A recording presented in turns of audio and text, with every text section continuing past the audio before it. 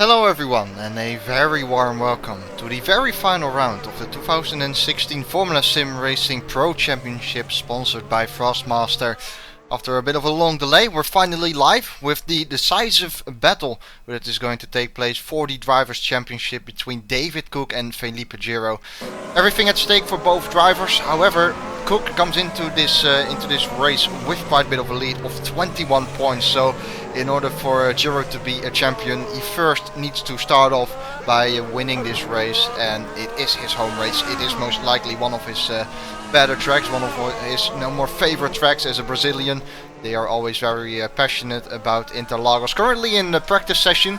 I said before we had a bit of a delay, that's why we are still in the practice session. We are yet to move to quali though, within a few seconds I would say, and then the battle for pole position will unfold.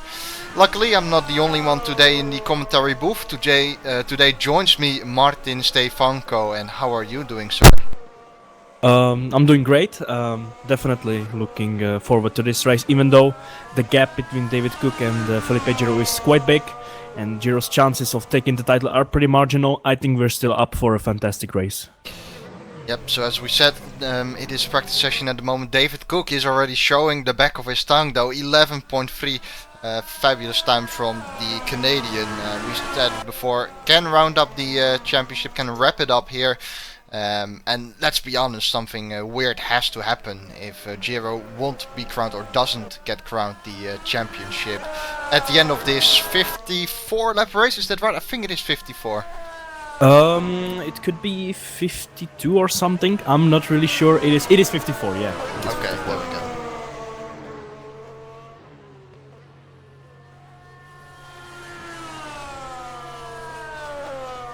Also, we would like to thank you for tuning in while the F1 is on. I mean, for most people, F1 is very nice to watch, but if you have tuned into the Pro stream, I think you'll be happy as well. We've got 21 drivers on the grid at the moment, and they're all ready to entertain you. And we have, again, a championship on the line, so why not go for it? Before this session, I spoke very briefly with David Cook, and he is only hoping that turn 1 is clean, and why wouldn't he? His worst nightmare, of course, is having a DNF after lap 1. And having a DNF at any point in the race, of course. But even if he does DNF, there's still quite a task in front of Felipe Giro to win the championship, because he would have to finish first then, as it does look like we'll be advancing to the qualifying right now. Yeah, definitely. I have to agree. The grid is going to be pretty bunched up, like we saw at in the Ace race. So of course, even if David Cook somehow doesn't finish the race, Felipe Giro it's still going to be very tough for him to win this race, even though it's his home Grand Prix and one of his probably most favorite tracks. The temperatures are quite hot. We've got an air temperature of 30 degrees centigrade. Quite a bit, very sunny as well, but there is never a chance of rain in the Pro Division. Pro Division being the semi-lowest tier in Formula Sim Racing. We also had the AMA series. But you have AMA, Pro, Ace and WC in that order of difficulty, so to say, or professionalism, or however you want to call it. But yeah, in Pro there is no live weather, so there won't be any chance of rain at all.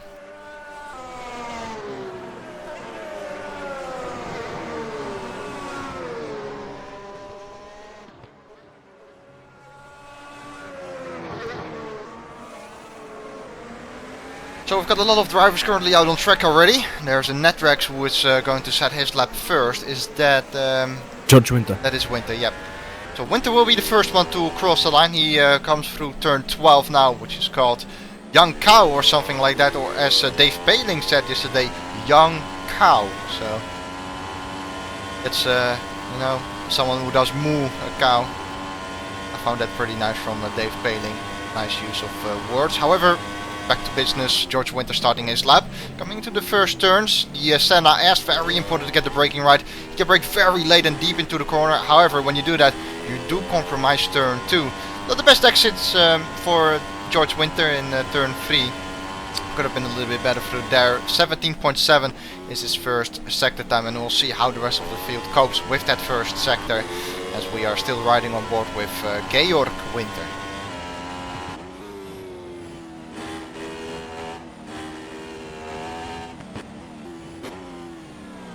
So now we enter that tricky middle sector, very technical section, very important to get the downforce levels right as well. Having said that, we do see drivers reaching sometimes above 340 kilometers an hour, which is absolutely massive. And the reason for that mainly is that there are a lot of corners around this track which are relatively low speed. So you don't necessarily need the downforce, you need a good mechanical front end, a good mechanical grip, so to say, good response from the car as well, in order to nail those slow corners. But you don't necessarily need the downforce, that's something you need more for the fast corners. George Winter opens the dance with a 111.7. Zarov in the meantime does a 112.1, and in the background we see Felix van Delft being half a tenth away from George Winter. So the first couple of lap times are rolling in, and let's have a look. Is Felipe Giro out? Yes, he is. He'll be setting a lap time very shortly. Again, this will be his first lap and the first times are rolling in. Parves goes to provisional pole with a 111.5 as Giro starts his lap. 347, that's what I meant. At the end of that straight, massive top speed from the Brazilian. Yeah, exactly, and it's going to surely happen in the race. His high top speed, you said 347 kilometers per hour. It's quite a lot. It is, it's absolutely massive. Yellow flag in the second sector, so someone must have made a mistake there.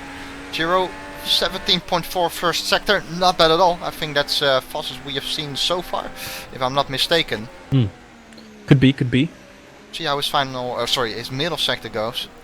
And we predict that his final sector will be strong, don't we, Stefanko, with that massive speed advantage, so to say. Yeah, definitely. I think he will probably have the fastest first and the final sector out of all the drivers with that top speed. But we'll see. Yeah, lost quite a lot of time in the second sector, but could again gain some time in the final sector because it's only the straight. So here we go, open up the DRS, and it is 111.6, which is 1/10 behind Parves. He gained 2/10 on that straight only. Yeah, interestingly, David Cook is still in the pits, so he is waiting his chances before going out. Who else is on the lap? There are a lot of drivers still in the pit lane. Probably because it is quite a short track. We talked about it in Ace as well. It's quite a long buffer, so to say, or a big buffer for drivers to set the lap times. You get 4 chances in Formula Sim Racing to get your qualifying right. 4 laps you get. 4 timed laps, I should say, to get that lap in. And again, Interlagos is a very short track, so there's plenty of time for these drivers to set their lap times. Definitely. I talked with we talked on the chat yesterday with David Cook, and he even thought about starting from the pit lane because he was scared that somebody will take him out and he won't be able to finish the race. So he was thinking about that. Do you think that would be a good decision to start from the pit lane? No. I agree on that one.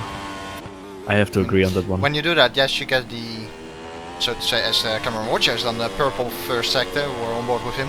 I think, you can avoid the chaos at turn 1, but it doesn't mean you avoid the rest of the chaos throughout the rest of the race. You still have to fight with the lower end of the field, so to say, and that can be quite dangerous. Cameron Watcher applying a lot of steering lock here. You can see the smoke coming off his tires. If he does it in the race, he won't be really, having good tire wear, I assume. Yeah, you can see that in every single corner. That's going to, as he makes a mistake on the bumps in the fast left-hander. You need a pretty stable car to, go faster there. If you don't have a stable car, you're gonna have trouble in that corner. And David O'Reilly on the lap as well. His engine is smoking though, so apparently hasn't properly set up his radiator. Hopefully that won't be any, causing any problems for him in the actual race. 13.2, that lap from David O'Reilly puts himself in 12th, 1.7 off Parves, who is still leading surprisingly.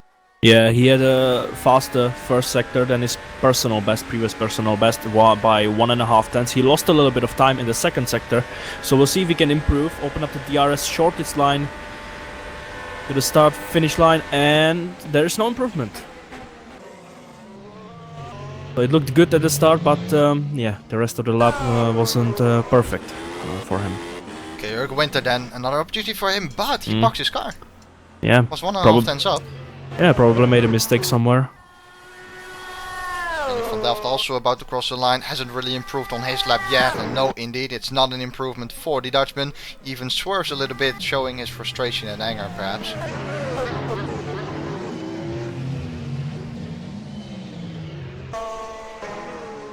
So Felipe Giro currently in second place. That's a good start for him, obviously.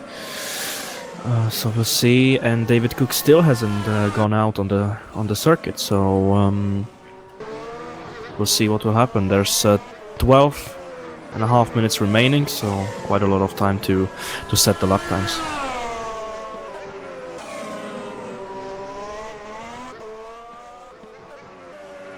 But the Volt now is now on his first hot lap, so the first sector just a little bit behind Aris Parvez. So good first sector from him, obviously you don't lose much. The times are pretty equal in the first sector. A lot of smoke coming out of the fast right-hander. Yeah, he took an early apex, didn't really go for the second one, and particularly missed it completely actually. Yeah. Again, seems almost to apply full lock into turn, that must be 10, this is turn 11, coming up is turn 12 now, which is crucial. Yeah, and he's losing quite a lot of time, almost a second behind Aris Parvez, so yeah, not the best lap from the Volt now. But we'll see what his top speed is like.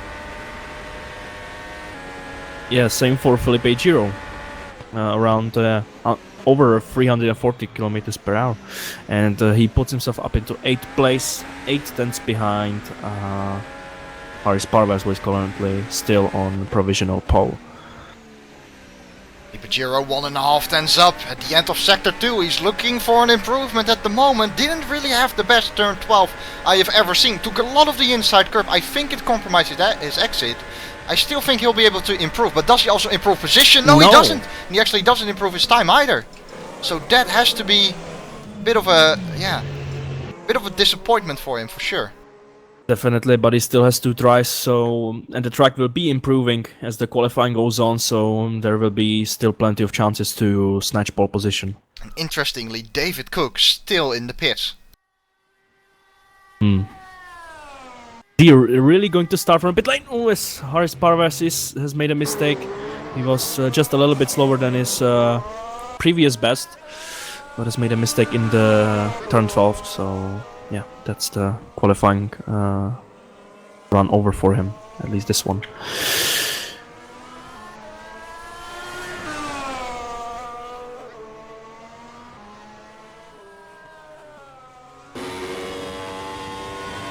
Cameron Roger currently in 5th place. Yep, go ahead. David Cook is coming out on the circuit, so he will set the lap time with not even 10 minutes remaining. So we'll see.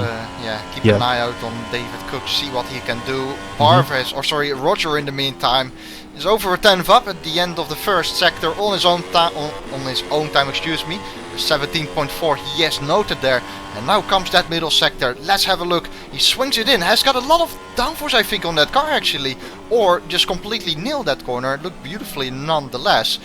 Yeah, a bit too much on the inside curve for him here. Then he compromises his line through the next corner, this left-hander. Now comes the right-hander. Again goes a bit deep into there. He applies too much lock too early, and thanks to that he's on the understeering of the apex, whereas other drivers reach the apex. He doesn't really. 8 tenths or 800ths of a second up though is Cameron Watcher, so he can still improve, and perhaps he could put himself up into 4th, maybe 3rd, with a good final sector. We'll see. And it's going to be an improvement, and he is up into 3rd position, just behind Felipe Giro, and just in front of Georg Winter by 0.003 of a second. It's really close. David Cook then the championship leader. What can he do? Currently through the Senna S. Up the gears then. DRS will be wide open. 2 DRS zones around this track. And this is turn 4, also very important to get right. Very good first sector from David Cook. Yeah, immediately opens with a 17.4. We also saw Roger doing that. And again, it sticks so nicely for him through there, very good.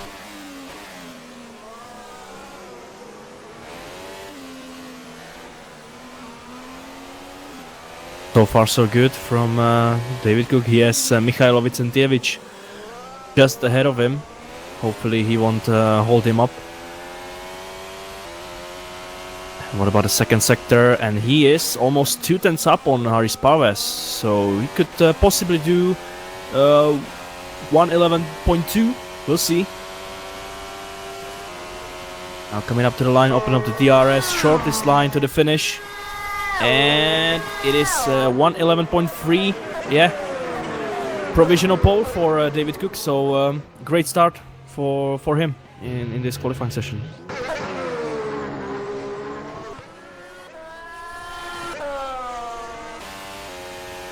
Felix van Delft, I think he still has his first lap time set on the tower. And I don't think he has improved ever since again. I may be mistaken, but I think that's the way it is. Currently he is on a lap, 600 up in the end of the first sector. Coming through turn 10. Again, most drivers somewhat leave the apex out of sight. A bit of oversteer as he tries to turn it into turn 11. And that rear end is not very stable on that car, is it? Definitely not, and you could see on the bumps, just the car just went off. So, yeah, definitely not the stablest rear end for Felix van Delft. And he still has one try remaining, so it's still not over for him.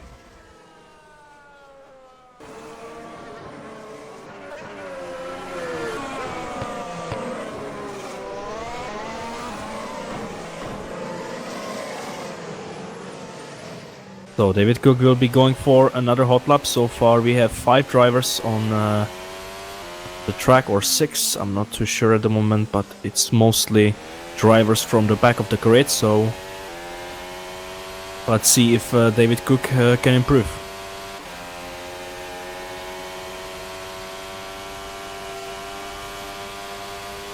Here we go, David Cook, 338 he reaches. It's a very decent top speed as well at the end of the straight. Senna S,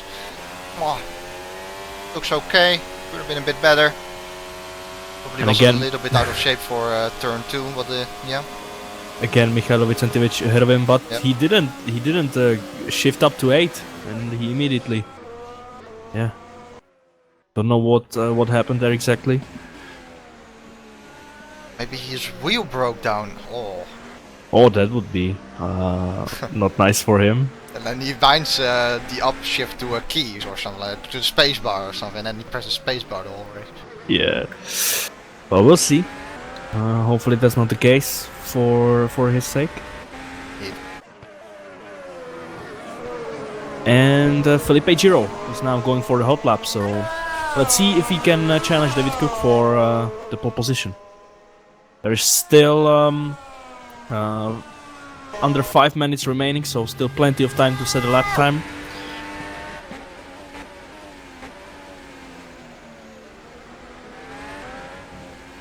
Yeah, and I have to say, good. Yeah, beautiful. Very good.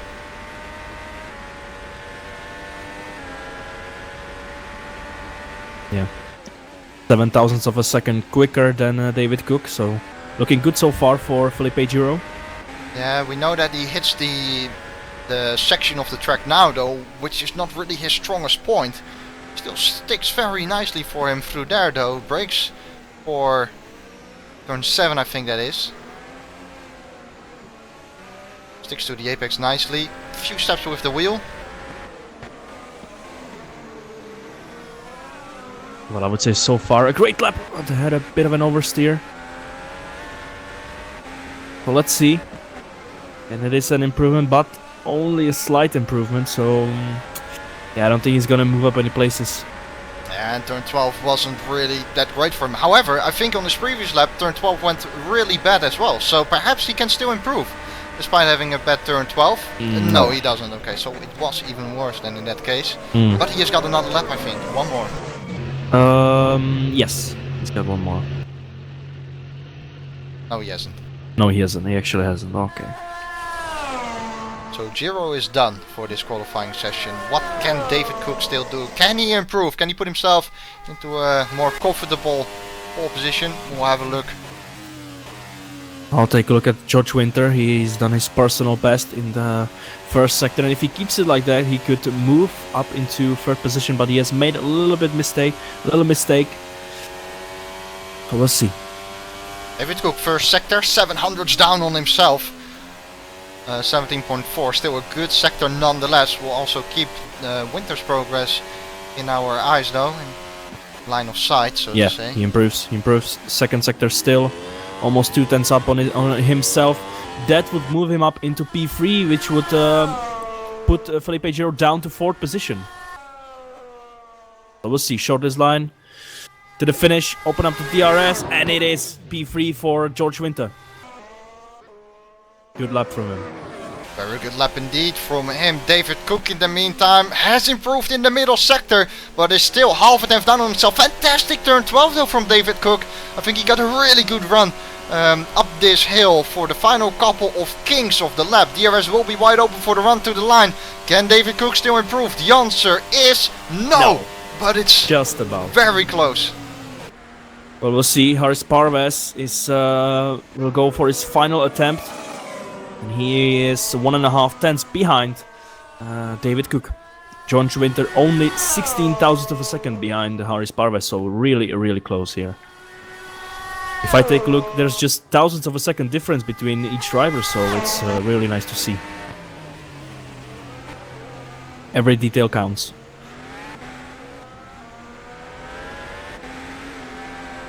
Can Parves challenge Cook for pole? That would be quite something. He needs a stunning lap here in order to do that, and he is up at the end of the first sector. It's not really on Cook's level. Cook is comfortably in the 17.4s. Parves just did the 17.5 through there.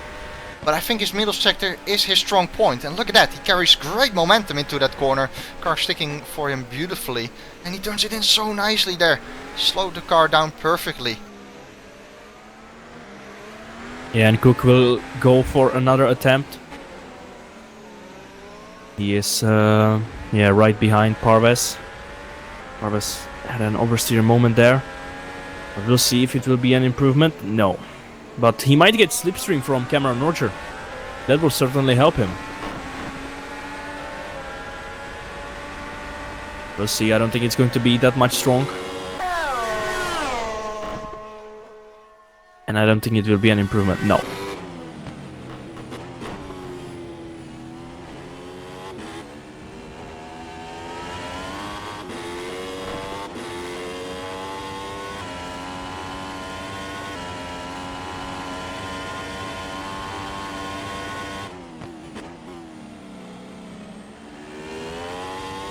David Cook is improving in the first sector by half a tenth. And Roger isn't. He is 3 tenths down, so our cameras will point towards David Cook. Yeah, nobody else is improving either. There are still 2 other guys on the circuit right now, which is Alman and Zaharov, and Roger as well, but none of these guys are improving, except for David Cook here. So we'll see.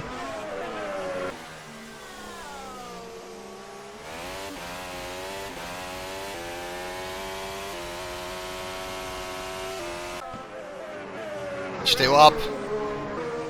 Oh, he's still, but not the best turn 12, to be honest. Car understeered a little bit. Yeah, I don't think it's going to be an improvement. And he doesn't need to improve because this time will be enough for pole position. And he doesn't improve indeed, so... Yeah, that is qualifying over. The whole grid is in 2 seconds. So I think that's really nice to see. And I think looking at the gaps between each driver and overall, I think it will be a very interesting race ahead of us.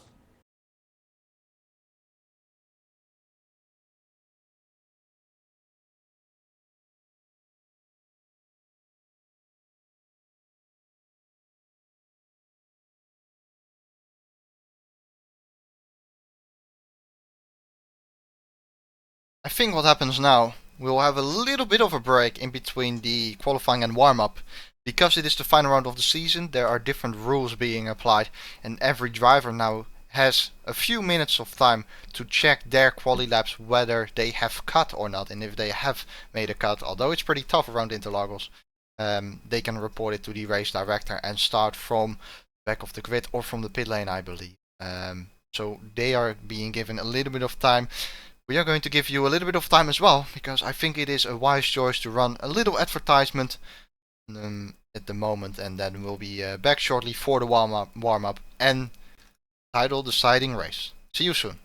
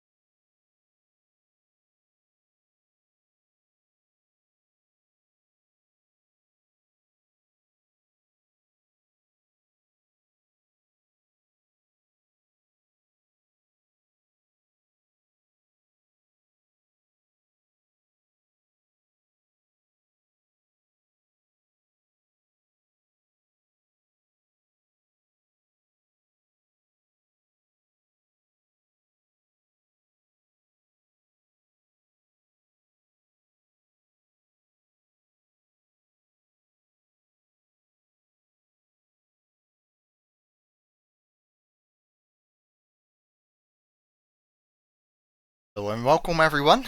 We're back live and the situation has unchanged. Drivers are still looking at their quali laps, see whether they have made a cut. I cannot see the chat, Martin, but is there anything interesting going on over there? Some people reporting cuts or whatever? No, not yet. Don't see anything, so...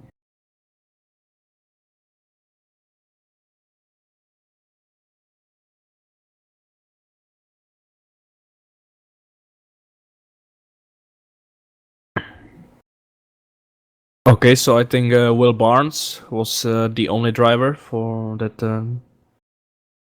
that has cut on his fastest lap.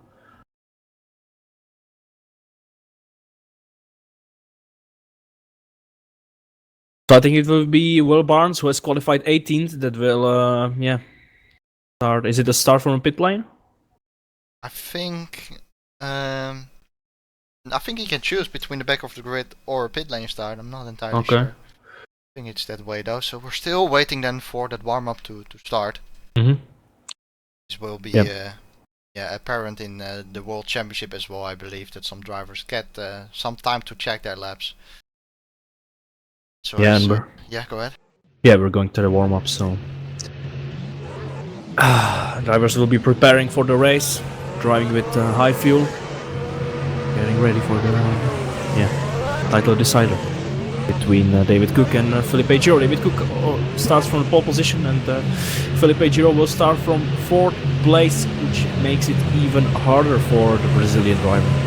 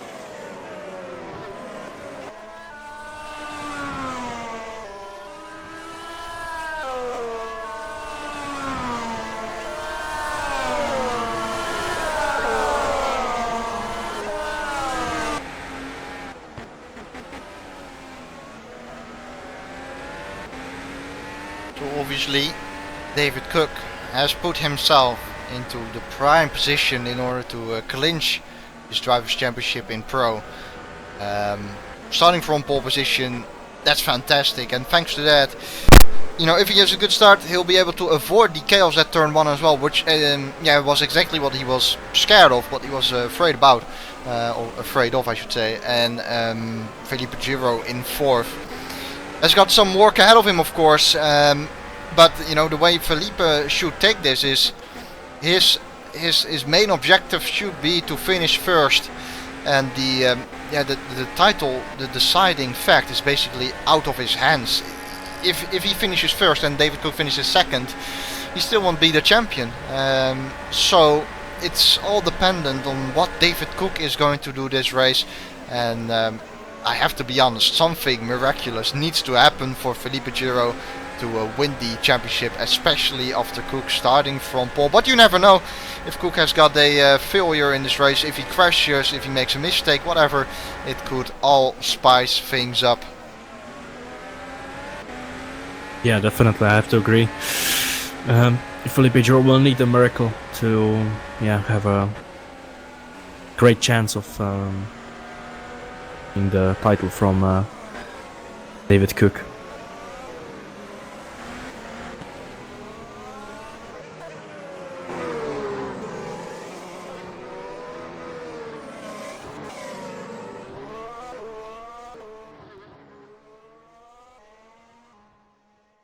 So, what about the strategy? Do you think is it going to be a one-stop for this round? Having a few doubts, it definitely is possible, I would say. Well, I don't know. I think a few of these drivers will also think that a two-stop is actually faster. Yes, one-stop is possible, but you need to do some tire saving probably here and there. You need to be kind on your tires, and I think because the pit lane is relatively short as well, some drivers will just go with a two-stop either way. If you know, whether a one-stop is possible or not, they will go with a two-stop because it's simply faster. Yeah, so I think we're going to see some different strategies in the race, which will I think spice things up in the final round.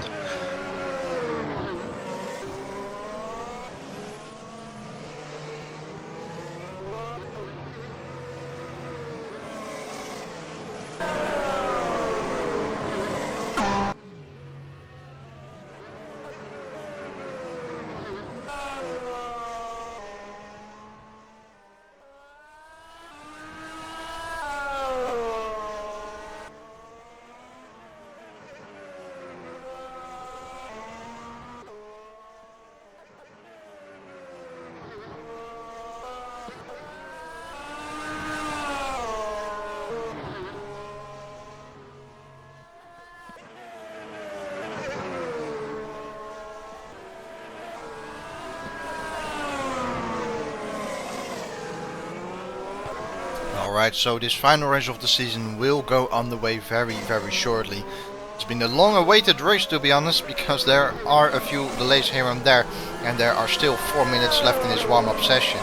A good time for us, I think, to run an advertisement once more, and then we will be back for the race, excuse me. So grab your drinks, make sure you are ready, because the title is yet to be decided.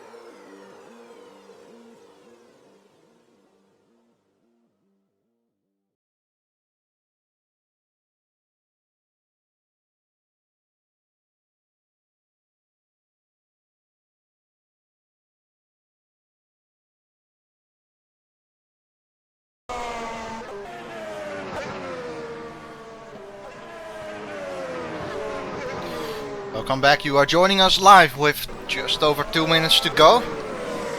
And as we have said multiple times before, David Cook here can wrap up the championship. He needs to finish. I think what would the logical thing be? I think the whole point system in Pro is obviously different. If Giro wins, then Cook needs to finish in the top 12, if I'm not mistaken. Okay.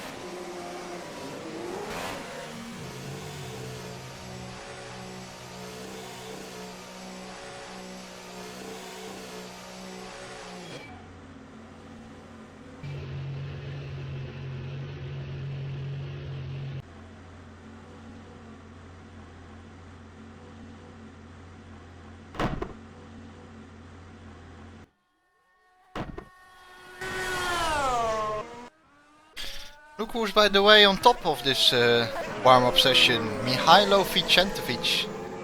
That's been a long while ago since we last saw him in that position.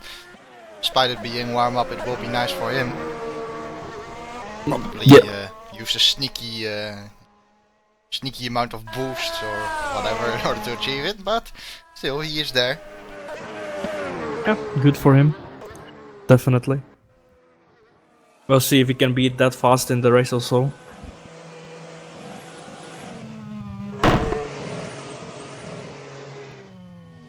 It's a tricky pit lane entry, isn't it, this? Yeah. The pit lane doesn't necessarily start where you think it would. It basically starts next to the pit entry light, I think, which is quite a way before that uphill section, so to say. Need to be on your toes when entering the pit lane for this race, but I'm sure most drivers would have practiced that and are aware of it. Yeah, though I think it's going to be if the driver ahead, for example, will want to go into the pits and the driver behind will be right behind him, then it could be a bit dangerous. But I think that drivers, won't make that mistake.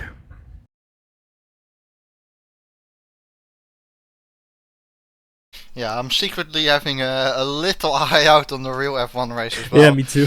We're getting a Vettel Verstappen fight here, I believe. So, that's gonna be interesting too. However, we will focus on the pro race. Thanks again for tuning in.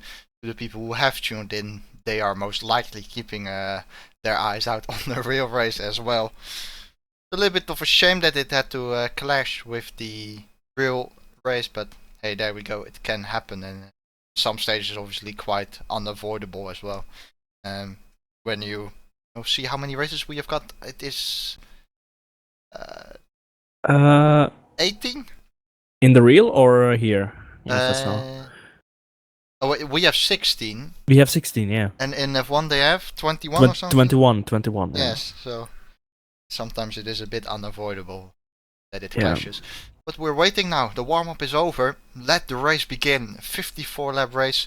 We are all ready and we're going to do it now.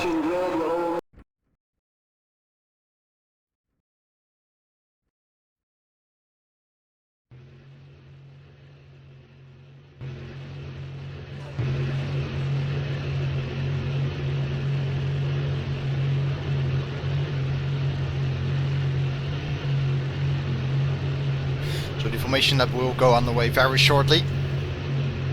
And Yep. the race that I was talking about will start. Jordi Lopez is, by the way, starting from 11th.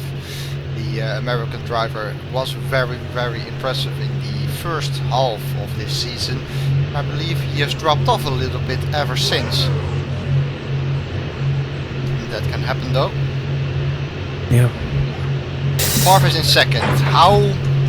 How greedy is he going to be to finish first? I mean, he has to know as well, he's fighting with the championship leader David Cook. If he crashes Cook off out of the race, he will be, he will have a big fat pancake on on his forehead for the rest of his career, basically. Yeah, he will. But still, the drivers are here to win, so I think if Parves will see a chance, he's gonna go for it. Well said, and that's exactly the way it perhaps should be. David Cook is having a go, man, in this formation lap. He's driving quite fast. Yeah, he is. Already got Quite a ahead. 3-second gap. Yeah, quite ahead of the field, and Felipe Giro is actually, going pretty slowly. So that the three guys ahead will have very cold tires, very cold brakes, and he could be in a better position.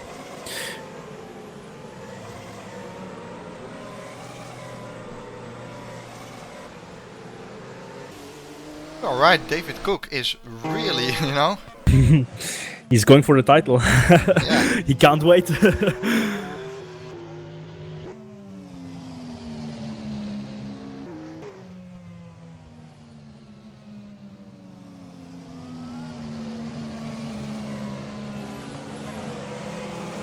So there are massive gaps in between the field on this formation lap. Haven't really seen that before. David Cook has already parked his car while others are yet to appear. That is incredible.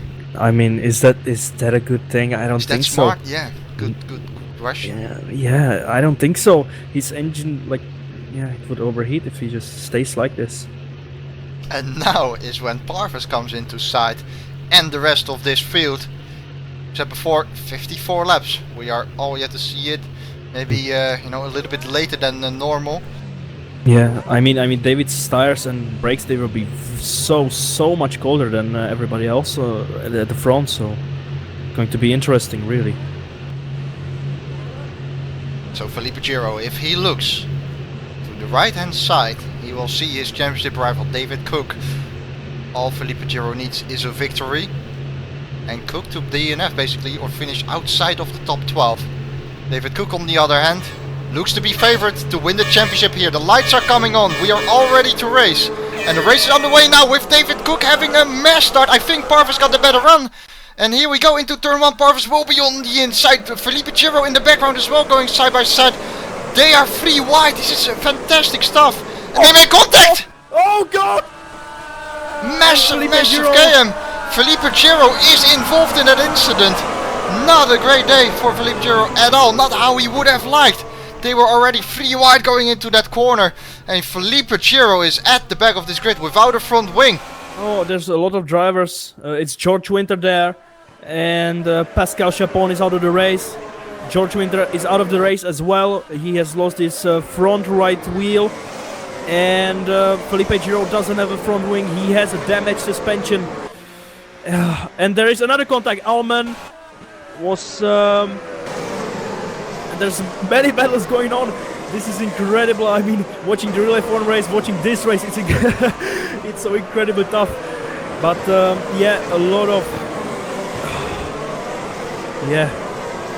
lot of stuff happening here. And George Winter's still on the track, but he doesn't have a front right wheel. After all of that, David Cook is leading at the end of lap 1. Harvest Parves or Eres Parves, or however you would pronounce his name, is still in second. The Walt now has climbed up to P3. Jordi Lopez from 11th, we mentioned him before, has also found a way to an incredible P4. Scrivs is in the pit lane, and I assume there will be a few more. And Winter is still staying there on the track without the rear wing. Don't know really why. Has not pressed escape yet. Let's have a look soon though at the replay of the start if we can. Again, we can see David Cook leading here, and with the difficulties Felipe Giro has, you would say that the championship has already been somewhat decided. Not officially, but it's looking rather good for David Cook, even more than before. And Giro is out of the race. It's over. That is a huge shame. That is a big shame in his home race. Got to feel very sorry for him. I think it's about time we take a look at the replay of the start there, which is probably going to be a sad sight to see. You don't want championships to end this way. Lopez having a look at him, he cannot make a move yet on the wall now. So we'll quickly rewind back to that first turn now.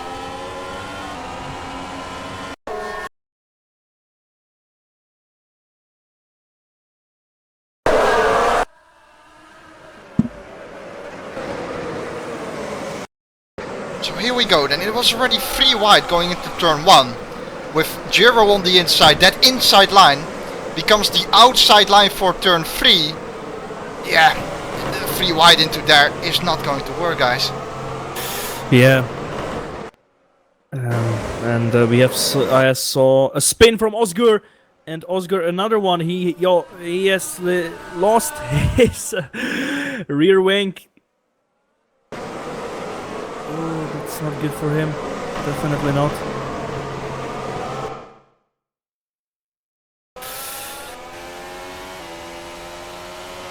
So David Cook still in the lead, starting lap 3. He is pretty much already the 2016 Pro Champion.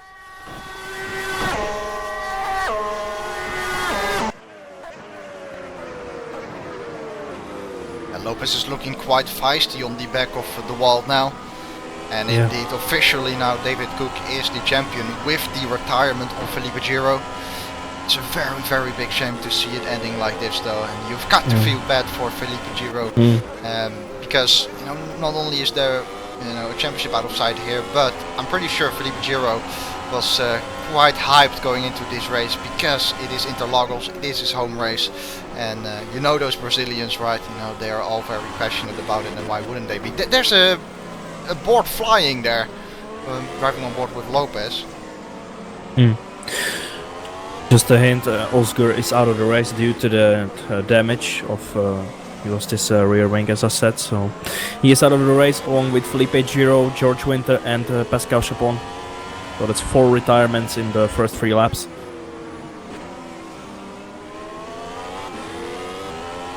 And Parves is just outside of the DRS range from David Cook. So he doesn't have DRS just yet. Then it's the Walt now. Then it is Jordi Lopez, who's had an awesome start. We mentioned it before. And he has got DRS though on the Walt now. But the Walt now has got higher top speed, despite having DRS for Lopez. So that's an interesting one. Or despite Lopez having DRS, that's the right word order. Yeah. Ooh, careful on Lopez on the curb there.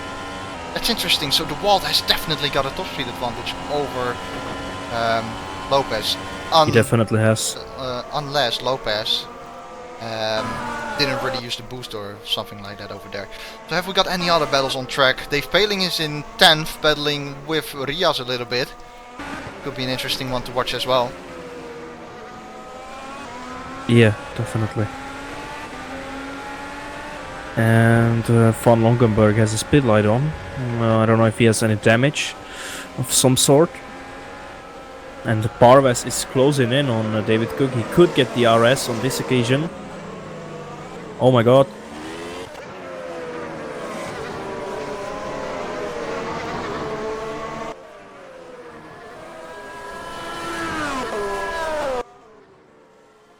Will he get the RS? Yes, he had the RS on David Cook, but he's too far back. Difference is 1 second, so... But Lopez is closer and closer to De Volt now, but still, De Volt now has that massive top speed.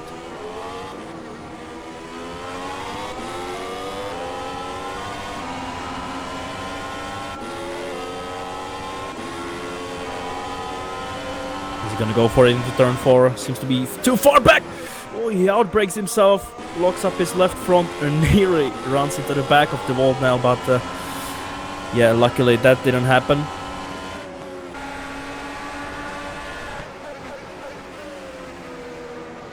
And also we have the final lap of the 2016 season in the real Formula 1 race. And it seems like that Nico Rosberg will be the 2016 champion.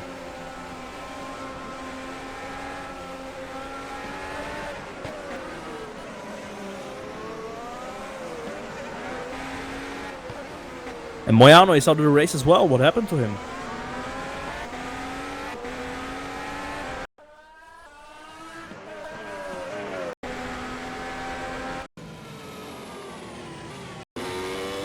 Oh, exit turn 3, completely spun. Hmm. Just gave up, that was it. Okay. It's quite early on in the race to give up. Interesting. Oh.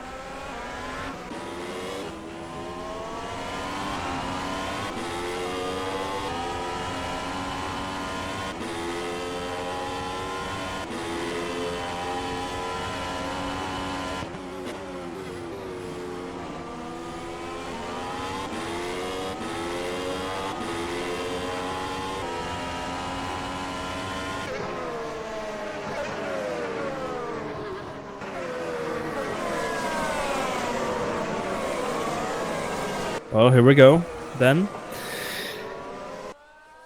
Just for the information that if somebody is watching just this stream and not the real F1 race, last corner. And Lewis Hamilton wins the race, but Rosberg finishes in second and is the 2016 World Champion. He finishes just ahead of Vettel. Sebastian Vettel and was it Verstappen in fourth? Yes, it was. Okay. I was about to say Ricciardo, but so congratulations to Nico Rosberg. yeah, I'm sure he won't hear you, so let's stop that bullshit. David Cook is still leading here.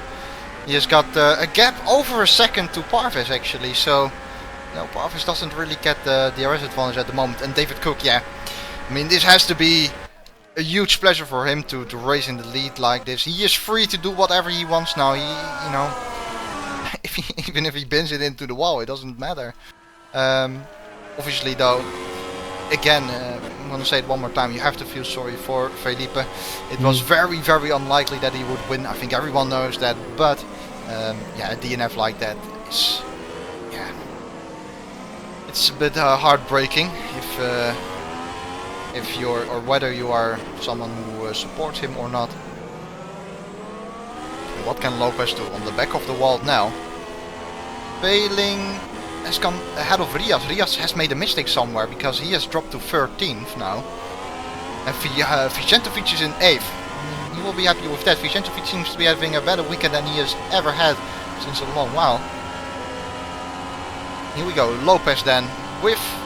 He hasn't got DRS, has he? He has got DRS, okay. Yes, he has.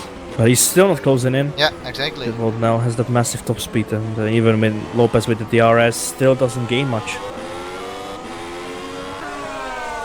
So what would you do now if you were Lopez? I mean, you know that you haven't really got a top speed advantage.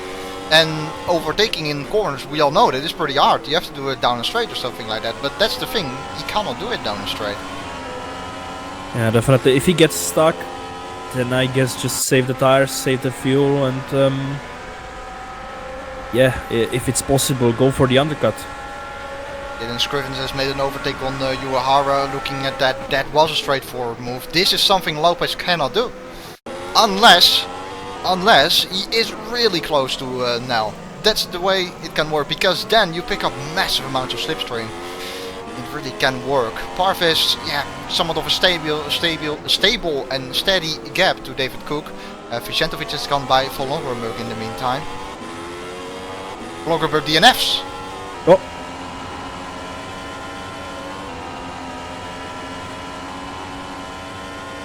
Yeah, you're right. Don't really know what happened. Let's take a look. Oh, he just parked the car. Yeah. Probably wants to see Rosberg celebrating, eh? Maybe, but I think his suspension was actually damaged a little bit. But not sure, really. Yeah, and Parves last time round 1:15.2. That is not quick at all, is it? And it kind of puts De Walt now in a better position now. Yep, he's in the DRS range now, and David Cook has a 1.5 second lead.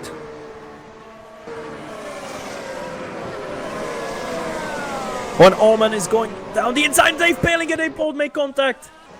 The teammates from OFR made contact coming into turn 4, but they both continue without damage. And Dave Paling is also on the hard tire, so interesting to see.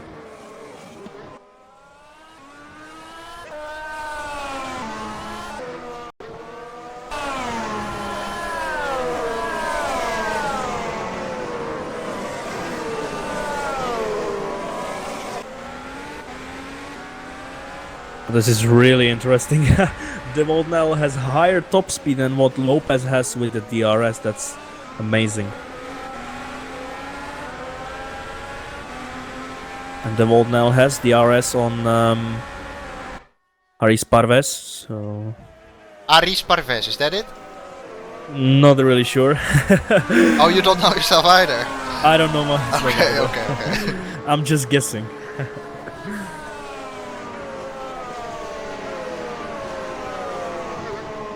And Yoichi Uehara is in the pits with damaged suspension. He also has flat spot on both of his front tires. Well, let's see, and he's going for another set of mediums. He's currently in 14th place.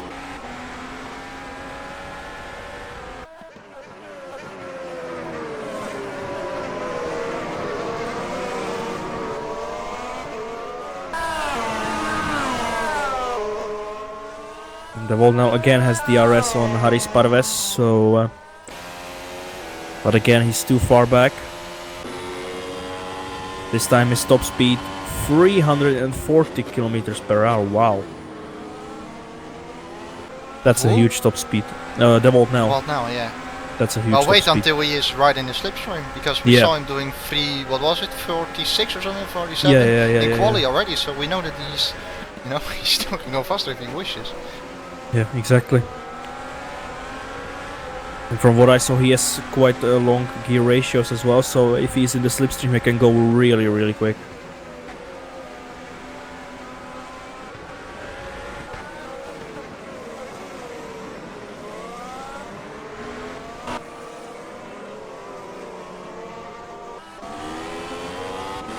Oh, we are getting quite treated here. We've got the top 4 separated by a little bit over 3 seconds. Behind that it's Felix van Delft, who is driving quite a lonely race at the moment, and Dimitri Zaharov is doing so as well. Then comes Vicentovic, and I think that's where battles will start to unfold again. Somewhere around Vicentovic for P7 with Paling, Allman, Scrivens, those kind of guys. And I hear crash noises. I don't see anything though. And Allman, I think, is gone ahead of Paling. What has happened? It is Paling! Oh, Paling is going really slowly. He lost his front wing.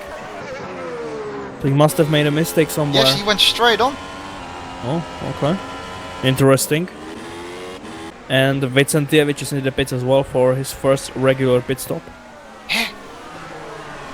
Oh man, that is his wheel failing or something. Probably. What a shame for Dave Paling that is. Definitely. Or a lag or whatever it was. Yeah, that's a big shame for him. Vicentovic pits as well. And it's an even bigger shame because he was, because of the fact that he was on the hard tires. So, yes, yeah. Yeah, so he needs to pit early.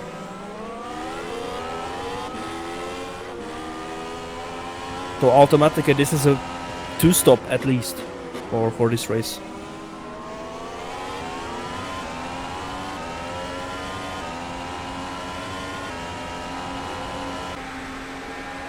Parves climbing back a little bit, I feel, to the rear end of David Cook. Yep, gained about 1.5 tenths last time round. The wall now behind that. Went a little bit slower than Parves. Is he still in DRS range? Yeah. You know what? He doesn't even need it. He doesn't even need it. I don't think. He doesn't even need it. That's right.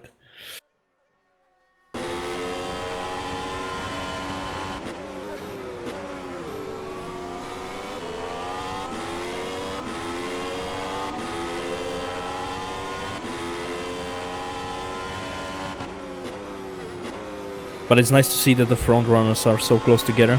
Yeah, exactly. And then it's a bit of a wait until the first pit window, I think. And yep. I think the person who will be most aggressive with the pit stop is Lopez, because Lopez knows he's just absolutely stuck. He can't do anything other than going to pit a little bit early, perhaps try an undercut, or even stay out longer if he wishes, but at least do something different, because this is not really working out for him. Although he is quite close now, and see, now he picks up a lot of slips for him too. Now we can get him. This could be it. Now he can get him, but look at that. Again, the Voltnell is pulling away. Until now though, now the DRS comes into play as well. But still, he doesn't close in that quickly. Oh, indeed. Oh.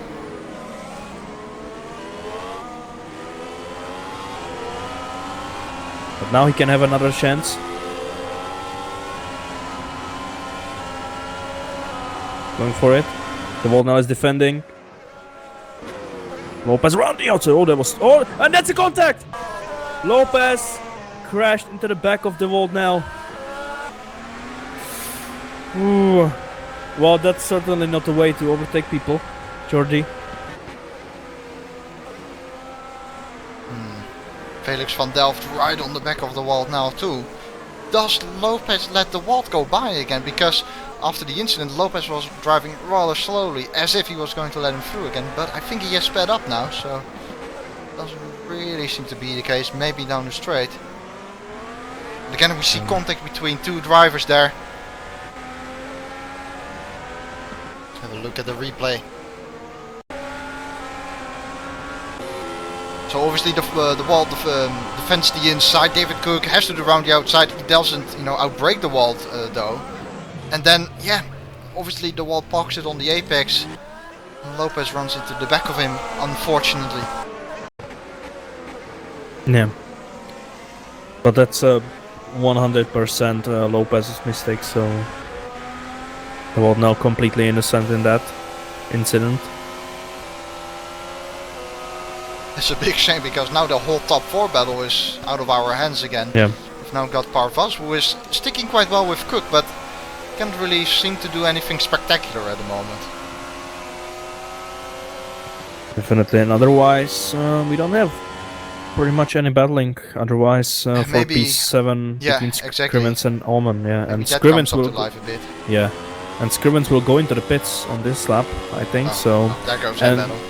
And so will Zaharov. And so will Jordi Lopez. So that's going to be interesting.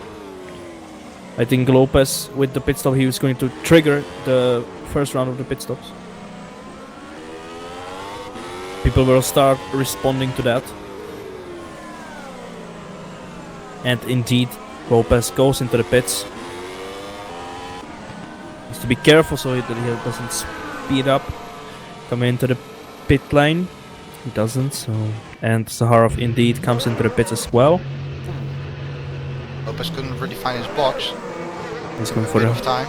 Yeah, he's going for the hard tires. Zaharov in the pits as well. So is Scrivens. Zaharov going for the hard tires as well. Let's see what Scrivens will choose. And indeed, it is again another set of hard tires. Where does Lopez rejoin? Look at this. It's gonna be close, I think, with the rFactor of Allman. He stays ahead. Yeah. Yeah. And now he has a ton of clean air, so he can now push a lot.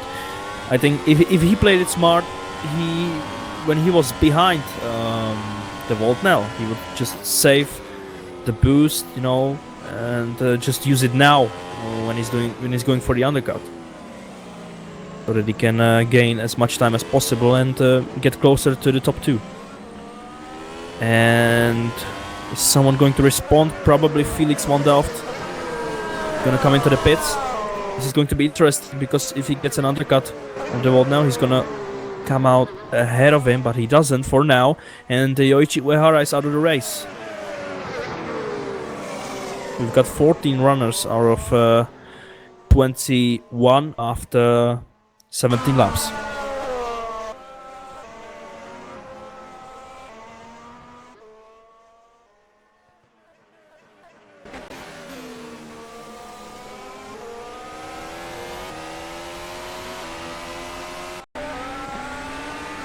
Zarov has gone by Rias in the meantime. Rias' engine is smoking, by the way. Doesn't look very healthy, but very clean and straightforward overtake for Zarov there. Yeah, definitely. So I think we can expect Felix van Delft to come into the pits as soon as possible. It's gonna be probably the only driver to pit on this occasion. So we'll see.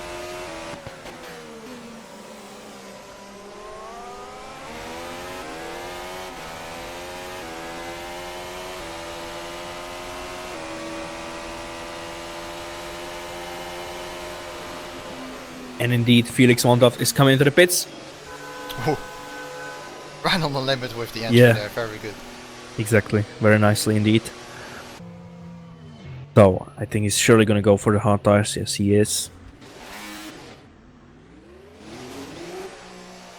Jordi Lopez will get past. Felix van Delft needs to make sure he doesn't come out in traffic. It's going to be again very close with Allman. It's going to be really close, but I think Felix will probably come out just ahead. Yeah, he does. Yeah, Allman is smart there. Obviously he's got nothing to look for there in battling Van Delft. Brakes a little bit earlier. Wise choice. Definitely. And Will Barnes was in the pits as well for a set of hard tires.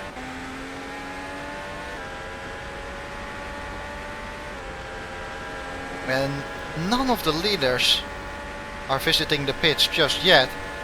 Notice as well how the air temperature keeps going up. It was 29 a few moments ago, it is now up to 32 already. That may explain some of these smoking engines. Yeah, exactly. And De Volt now is coming into the pits, and David Cook is going to come into the pits on next lap, or rather this lap. So De Volt now going for the set of hard tires. Lopez is past, and it's going to be... well, it's not going to be close with Felix van Delft, so Felix van Delft has the undercut on De Volt now. What about Allman? Was he in the pits, or... I don't think so. I think he still hasn't pitted yet. But he actually comes out... in front of the wall. Yeah. Allman is in front of the wall. Yeah. Well, they are teammates. Yeah, I was just about to say, since they are teammates, Allman is gonna let him past, and that's exactly what happened before I could say that. So a smart choice by OFR. Ah, come on, you know, race each other. The Red Bull Turkey, eh? Oh, both leaders are in. There we go. So they both, you know, go with the same thing. Cook is already on his way. I don't think he sped in the pit lane. He massively blocked his brakes, so I'm a bit worried. But I don't think he sped. No, good for him. Marvis exits behind him. David Cook has gained a little bit of time actually under the pit stop phase. Looks like it. Maybe half a second. So that's good for him. And Allman is gonna pit on lap 21 probably. And Rias is coming into the pits now.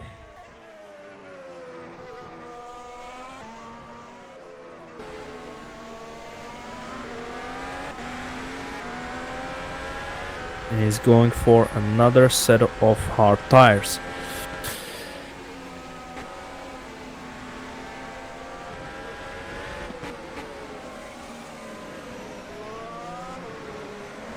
So basically the top 5, the first round of pit stops are pretty much almost done. So the top 5 is currently David Cook leading, Parves 2 seconds behind him, another 4 seconds behind him is Jordi Lopez, 4th is Felix van Delft, and 5th is De Volt Nel. Scrums apparently went a little bit off track somewhere. Let's see where that has happened. Oh, okay, he just extended. Okay, turns 5 and 6. Nothing too serious, really. You will get a cut for that, perhaps, at the end of the race. While now setting a personal best lap. Here, go ahead. On the pitch, right? Yeah. Exactly. And he's probably the last driver to do the first pit stop. He's probably going to come out in 9th place, just behind Vicentijevic. And indeed, it seems like it. And the Allman has gone for the hard tires, so he's definitely going to the end of the race. Yeah, I think the Wald now, you would expect that this guy won't have too many troubles passing Felix van Delft. Oh! Lopez has spun! Lopez has spun! And he's down to 5th place. What happened there on board with him? Oh, yeah, on the exit of the slow right-hander. Yeah, and just spun. But it's a shame for Jordi. Shame for Allman. Allman DNF. Oh, Allman DNFs. So what has happened there? Is it the same place as Lopez? Surely not. A little bit before. Is it on the curve? Oh, well. Yes. Oh, yes. And he just DNFs? Yeah, pretty much just. Oh, yeah, he is. Lopez DNF too. Oh! Wow, well, this is interesting. They are all done with this race. We've got loads of DNFs really after 23 laps in this race, and we only have 12 more drivers in this race. And the Wald now hasn't been able to get by Felix van Delft just yet. In the lead is still David Cook, and the gap is there about 2.5 seconds, so Cook is looking steady and stable as ever. But this battle here between the Wald now and Felix van Delft is suddenly for a podium position, since Lopez has made a spin and then DNF. Yeah. And here we have the battle for 3rd place currently between Van Delft and De Volt Nel. The gap is 7 tenths, so De Volt Nel will have the RS. And we know that De Volt Nel has that massive top speed, so he's going to gain quite a lot of time. But he is still too far back. But he gained around 4 tenths, so that's quite a lot. 349. Yeah, that's massive, absolutely massive.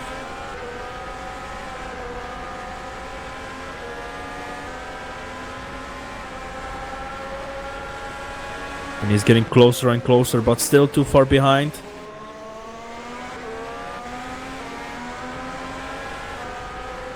Everyone in this race has pitted once so far. Oh, Dave Paling, yep, overtaking Mark Hutchinson for 8th place. And he's ahead.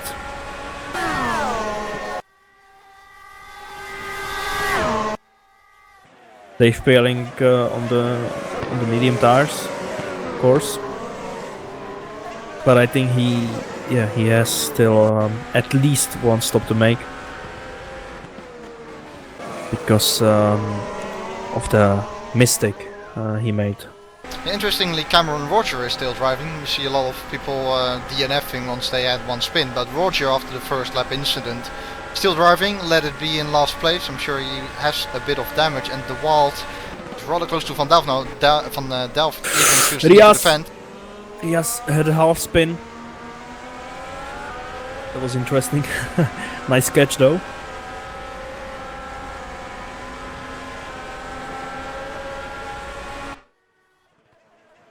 And he also has his pit light on, but I don't really see him pitting that early.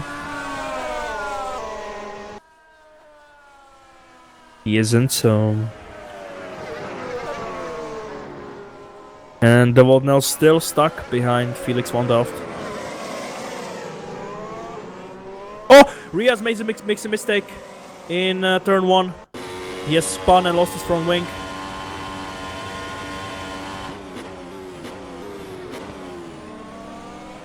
Yeah. Too much throttle coming out of turn 1. But we have a lot of drivers making mistakes.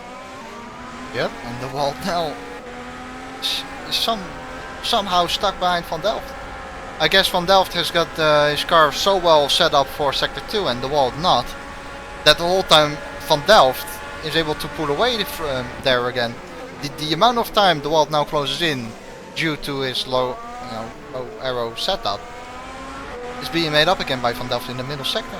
Yeah. And especially when the Wald now is in the dirty air, that makes it even worse for him. Yeah, exactly.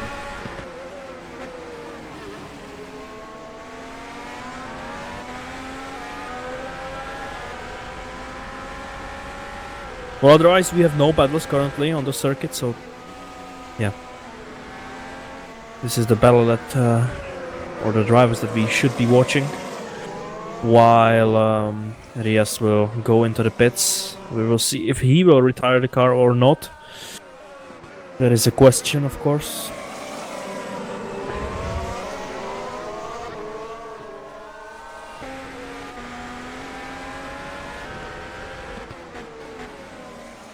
So Rias into the pits. Getting lapped now by David Cook and Parves.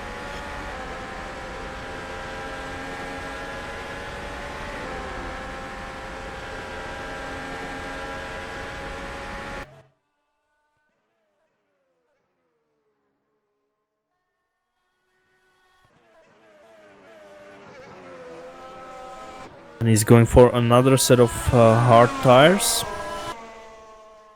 But he has sped in the pits, so he has a drive-through penalty.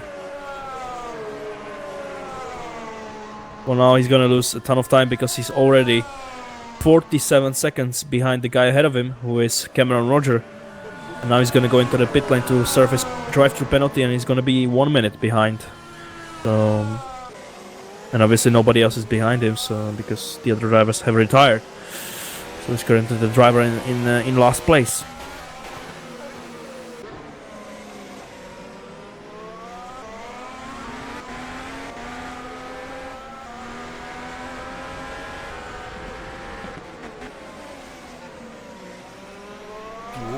Ooh, Felix made a little mistake. You saw that as well. We'll see. 6 tenths behind. He could get really close, and he's gonna get really close. He's gonna go for it. I'm calling it. Yeah. Look how close he's getting. 350. Wow.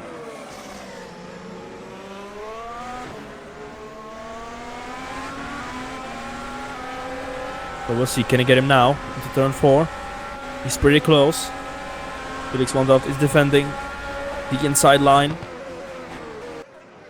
De Waldnell tried to go for the switchback, but didn't really work for him that well. So yeah, De Waldnell will be stuck behind Felix for one more lap, at least.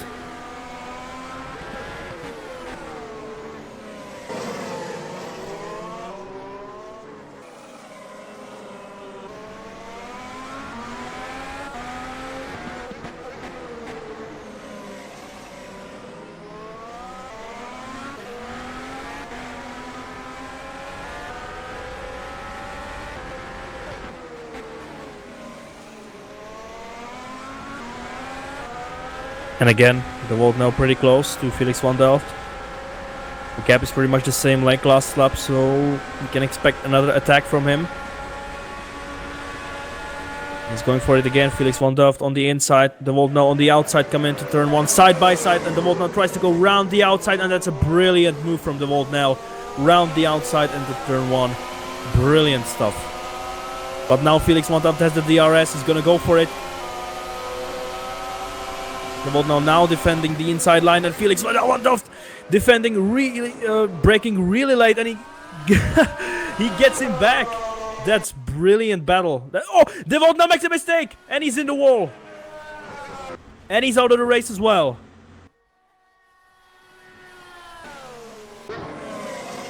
Wow, what a battle! So Felix Mondaf into turn 4. He braked really late. Yeah, got back ahead of De Woldnel and then just, yeah, De Woldnel went onto the curb, spun the car on the exit of turn 5, and that is it for him. So that is yet another retirement from this race. So we have 11 drivers now on the grid. And basically we now have no battles on the grid, so... It all started so beautifully with the Wald now around the outside of turn 1 of Van Delft. Van Delft then positioned himself to get back at the Wald. However, with the speed of the Wald now, Felix Van Delft had a really tough time closing in down that straight. With a huge braking effort though, he's able to get alongside again, even in front on the apex of the corner. Beautiful stuff. And then Felix squeezes the Wald, had the right to do so of course, and the Wald now curb unfortunately loses it, and that is a big impact and DNF. Well, now again we have a battle coming up because Parvez is closing in on David Cook just a little bit. The gap is 1 second. I don't think he's gonna get DRS though. Yeah, 1.1 seconds, so he's not gonna get DRS on this occasion. We'll see. We'll see how the gap will progress. It's gonna come down, or if it's or if David Cook will increase his pace and try to pull away. We'll see.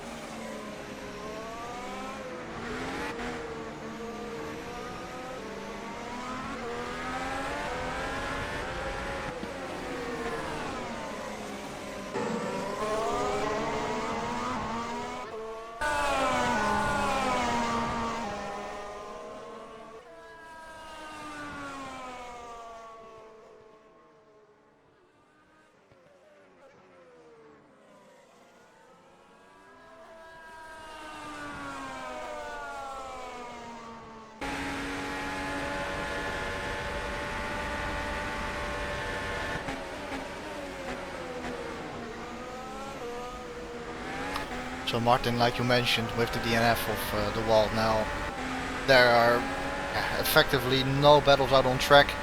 22 more laps to go, and yeah, I guess the lead is not, or first place is not secured yet for David Cook. He has got Aris Parvez behind him, yeah, challenging him quite hard now at this stage of the race. Perhaps Parvez feels quite nice on those prime tires at this point in the race, but I don't know. David Cook drives so solid and stable as well. The gap the whole time stays about a second. Perhaps Parvez can sometimes get DRS here and there, but he cannot really get that gap down to, for example, 6 or 5 tenths or something like that. Exactly. Basically the only battle we have right now on the track. And, yeah, Parvez will get DRS at least once. That's gonna, yeah, start the battle basically. But he just can't get there. The gap is always 1 second. So he's really close to getting DRS, but yeah, he just can't, get that 1/10 over advantage over David Cook, so that he can get the DRS. Yeah. But Parvez has done his personal best, 1:14.0, which is almost the fastest lap of the race. It belongs to Jordi Lopez. That is only a few thousandths of a second quicker, but obviously Lopez is not in the race anymore. So Parvez is starting to increase his pace a little bit, which is obviously good to see. And they have the same amount of top speed as well. Yeah. Exactly the same, 318 last time round for both gentlemen. And he's getting closer. The gap is 6 tenths. I think he's gonna get the DRS.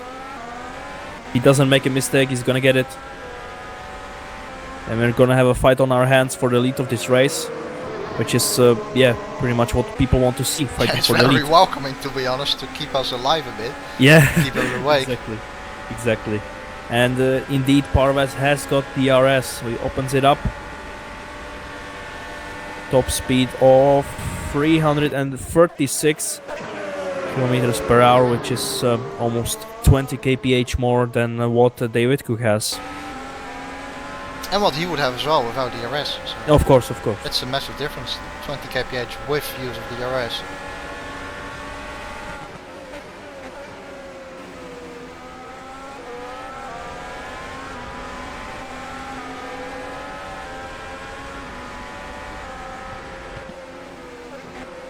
And Dave Pelling is gonna come into the pits pretty soon, and he is on lap 33, probably for a set of hard tires to go to the end of the race. And Pascal Chapon is out of the race. Don't really know what happened to him, but... Or did he retire? Chapon has been out of the race since lap 1 or something. Oh, yeah. I just saw that he left the server, so I thought that was... Yeah, no problem. Yeah, of course. That's fine. Okay. Well, no worries. And Dave Pelling has gone for another set of mediums. 20 laps. Yeah, he can do that. He can do that, of course. And he has come out just behind Cameron Rogers, so we have two battles on our hands now. For the lead of the race and for 8th place between Cameron Roger and Dave Pelling. And Dave Pelling should be much quicker, so I think this battle will be quite short. Yeah, well, Roger has been side by side with another car at some point during this race, and we know how that ended. Hopefully nothing like that. Sarov comes into the pit, by the way. I think Pelling should have him here if he lines himself up nicely. The exit of turn 12. Oh, that looked good. Yeah, he's gonna get him. Easy.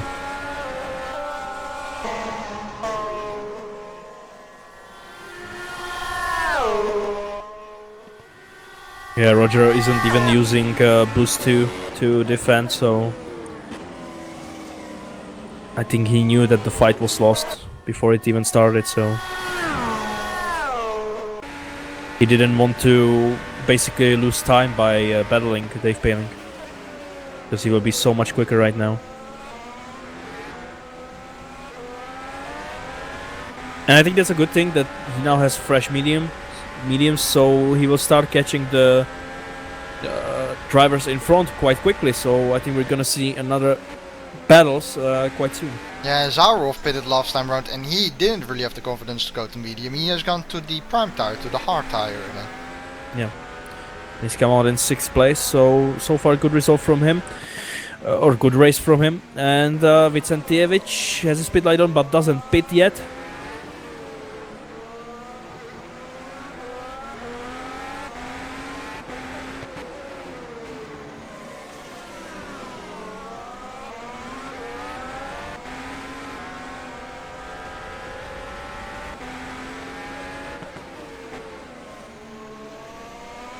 It looks like that Cook has increased his pace a little bit. Parvez isn't as close as he was in the last few laps, but he still gets the DRS just about.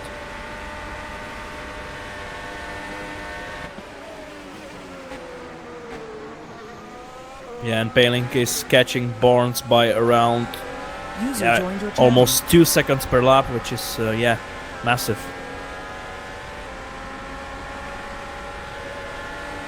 So Vicentievich will probably come into the pits. Let's see. He should come out pretty close to Dave Pelling, so it's gonna be an interesting battle.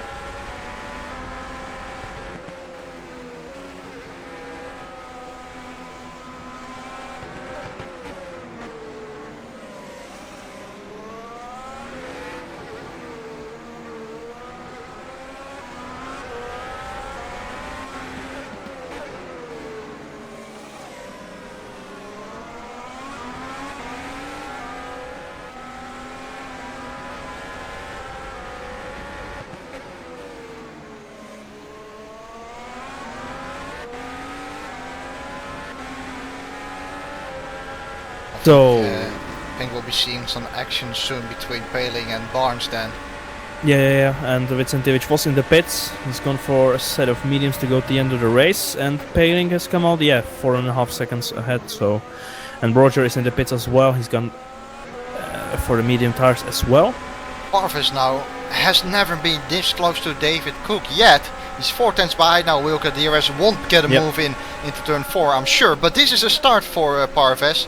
Because again, he has never been this close. See if he can keep it up through the second sector as well now. And Scrivens is now into the pits from 4th place. He's going to be pretty close to Zaharov, who is was 20 seconds behind him. And Scrivens also went for the medium tires. That's an obvious choice at this point of the race. Who is in front of Barnes? That is a back marker, but is not really keen on getting out of the way at all. Barnes blew his engine in front of Cook, and there goes the front wing for Paling. Oh, that is Paling, of course, it's not Cook. Oh my god. How unlucky is that? Rias. That was Rias with his engine blowing up. Was it? Yes, it is. Yeah, that was Rias. Excuse me, that is completely my bad. So Rias then was the back marker who didn't want to get out of the way. Oh my god. That his engine blew and Paling has lost the front wing. That's a huge shame. There comes Rias, but is that... No. Because Dave Paling is so unlucky in this race because he had that mistake or that wheel problem or whatever, and he basically threw away that hard stint, and now he was on the fresh mediums and he needs to go into the pits again. It's a bad luck for him. Yeah, and he's gonna fall down to 10th place, which is basically last place at this point.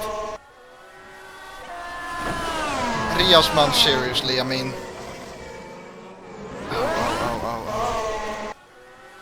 Oh, and take a look at this. Parvis is really close to David Cook. Pancake.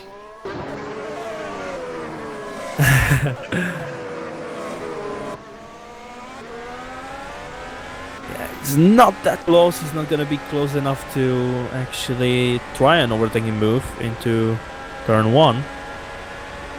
But he's gonna get closer indeed.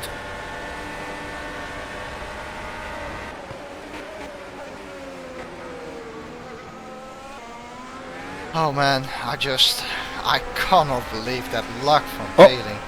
Yeah, and another bad luck because he sped into the pits. Yeah. That is not necessarily bad luck, but...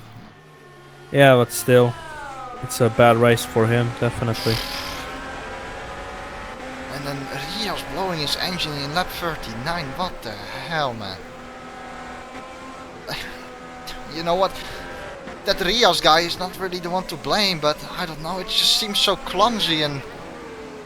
Oh, you've got to feel sorry for Paling, he's still driving in 10th. Because he has a DNF and the rest of the field already has him. This is a crazy race, man. Yeah, this is a crazy race, and it already started in a crazy fashion, and it just keeps on going. Yeah. Oh man, but at least we have a battle for the lead. Yeah, Paling has damaged suspension and he also has a penalty. Not sure if it is a drive-through or a stop and go, because the difference, he went into the pits with a speed of 120 kilometers per hour, so could also be a stop and go penalty, we'll see.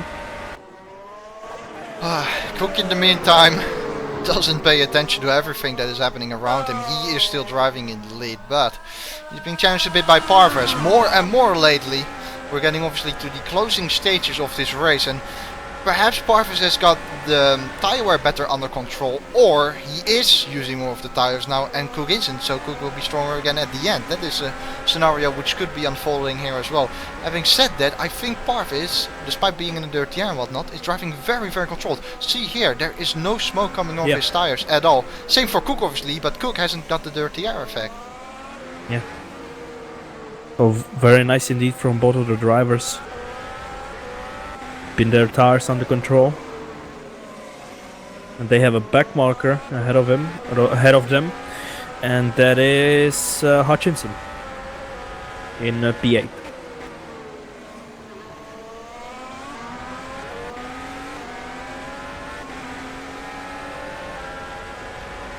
So bailing into the pit, and it was indeed a stop and go penalty.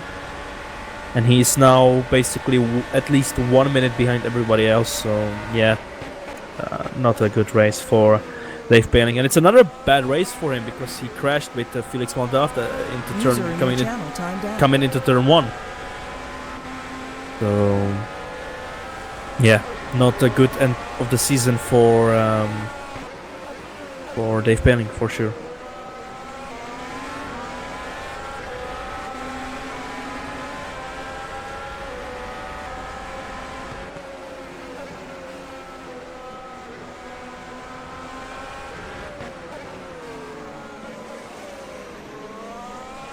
I think we're gonna have a fight on our hands, another fight on our hands pretty soon, because Vicentijevic, obviously with the mediums, is catching Will Barnes in 6th position, who is on the hard tires.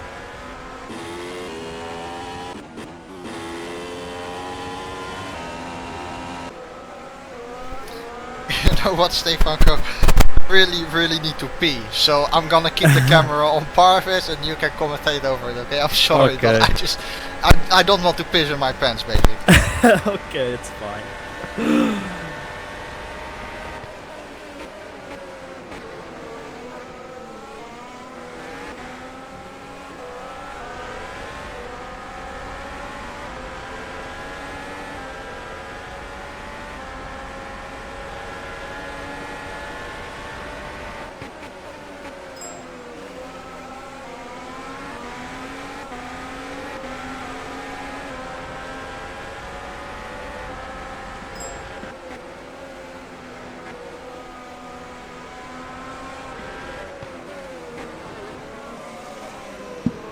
So Parvez still very close to David Cook. The difference only half a second. They have Hutchinson ahead of them, the back marker in P8.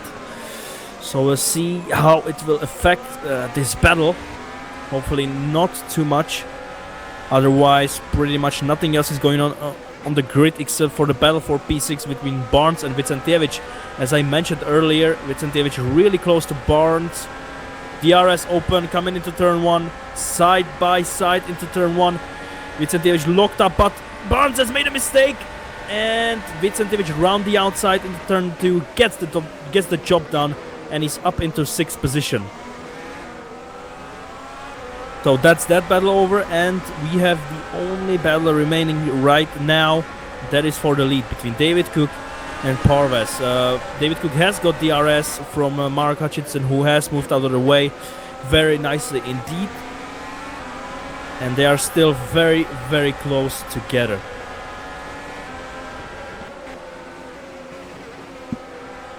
So we've got 10 laps remaining, so yeah, if Parvez wants to win this race, he needs to get a move on, because he's not got that much time remaining.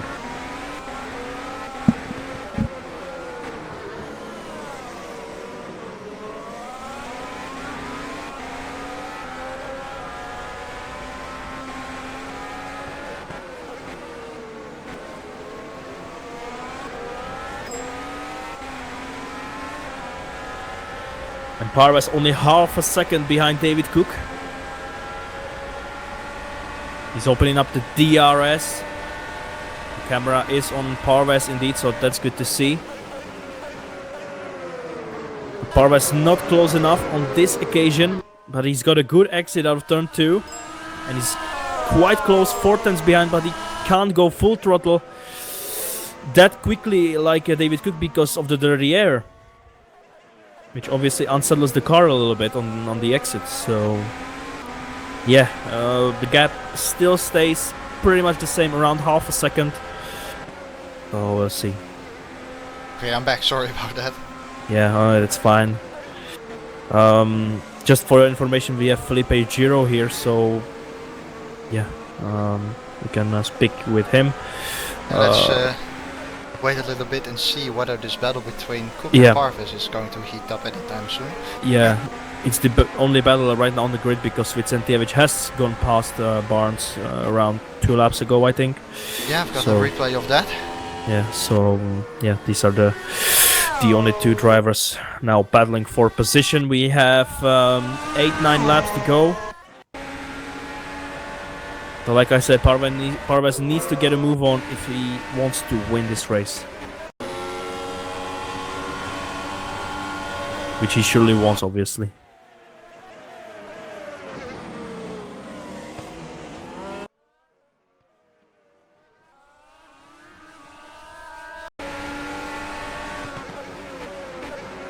Whoa, Cook with a little luck up. Yeah, definitely. Could also indicate that, you know, struggling a little bit for tire wear, regarding tire wear rather. Yeah, could be.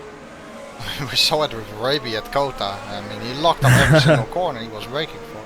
Yeah. Exactly.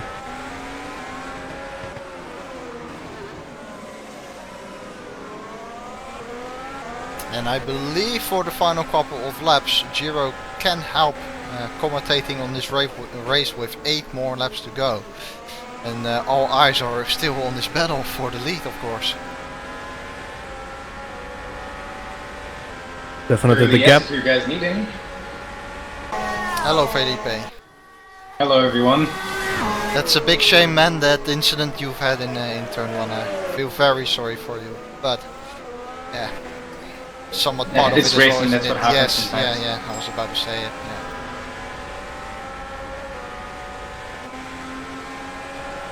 I gotta tell you guys, I'm really impressed with Haris Parvez. His pace in these last few races has been on form, really. Yeah. Challenging everyone since he joined, and I really hope we can see a nice battle towards the end, because we're talking about 2 great drivers, Cook and Parvez. Yeah, I mean, we are definitely hyped up for it as well. However, you know, Parvez has been quite close to Cook for the whole race, but can, you know, not really do anything about it. They have the same top speed, more or less. Yeah, I don't know. Cook is driving so solid and steady as well. It's gonna be a tough task, I think. Yeah, they have another bunch of back markers ahead of them. Barnes and Vicentievich in 6th and 7th position. So again, we'll see if it will anyhow affect the battle for the lead of this race. Again, Parvez with the DRS, but Cook still 8 tenths ahead. So Parvez without any chance to, you know, go for an overtaking maneuver.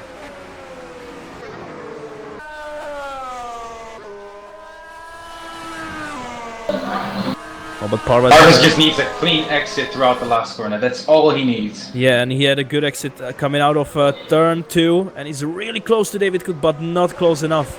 David Cook again locks up coming into turn 4. We've got 6.5 laps remaining in this beautiful final race of the 2016 FSR Pro Championship.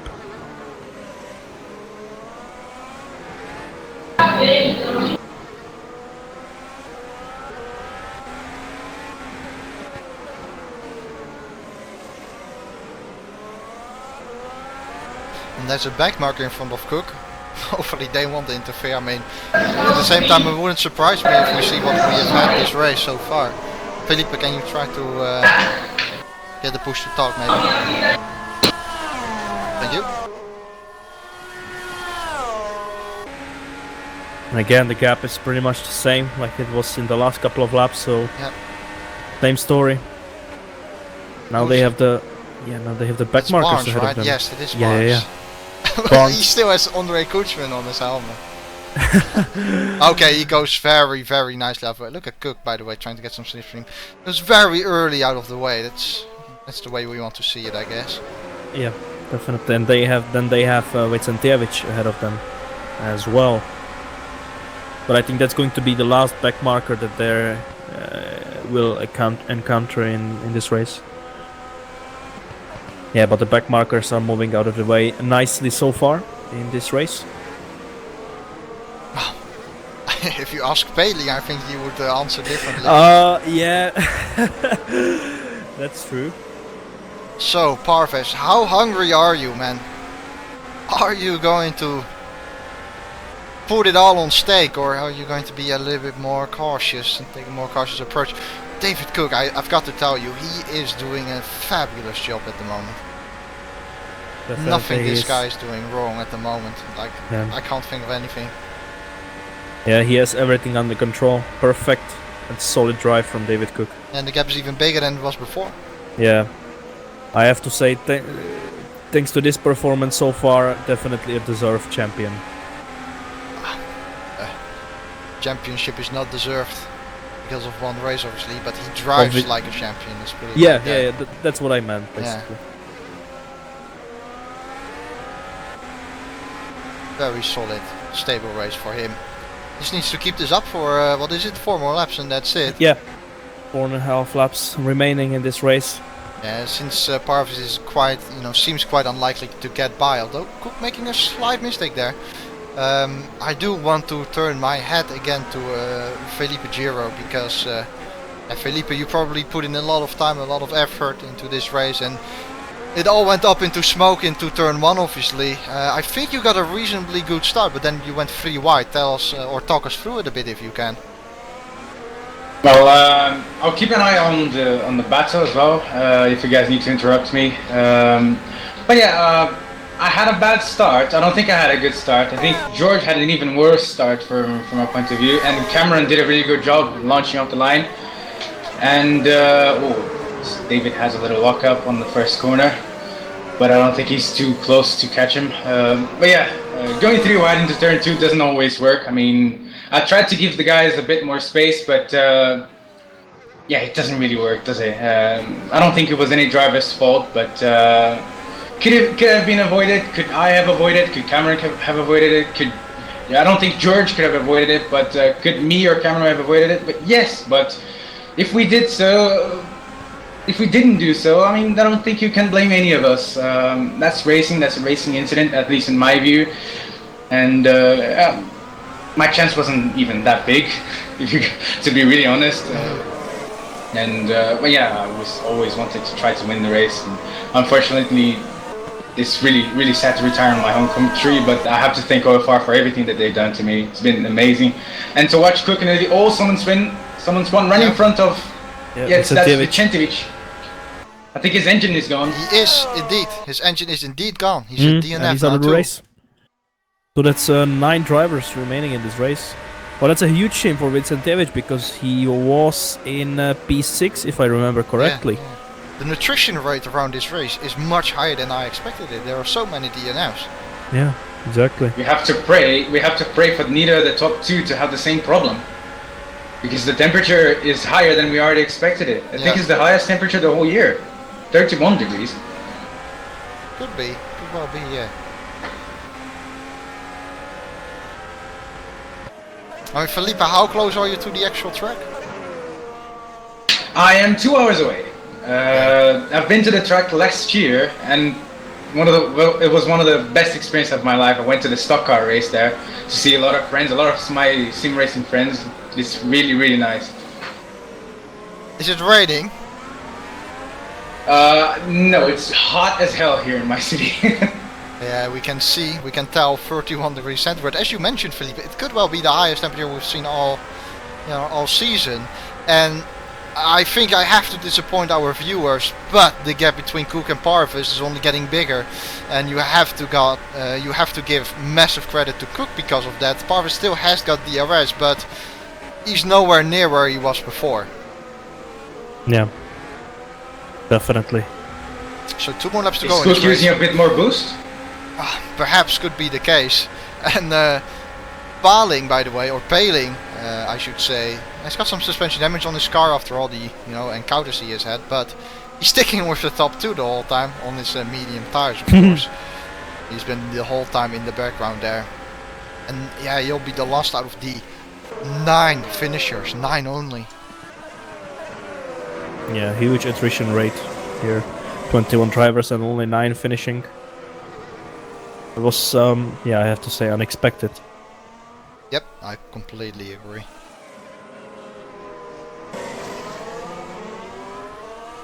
Yeah, it's a shame we haven't really talked about it, but a name like Georg Winter being out as well. I mean, a very fast guy, and he is immediately out of the race as well after 2 turns. So, it's a big shame to see that a lot of big names being thrown out of the window, or thrown into the bin, you could also say. Last lap for Cook, by the way, straight away in lap 1. then we could yeah. We could also see a battle for 6th place between Barnes and Hutchinson. They are pretty close together. Hutchinson has done his personal best 1:14.2. So we'll see, and yeah, Hutchinson will have the RS, so we'll see how that will pan out. But obviously Hutchinson has only 1 lap left in this race to get ahead. So just 2 more sectors to go.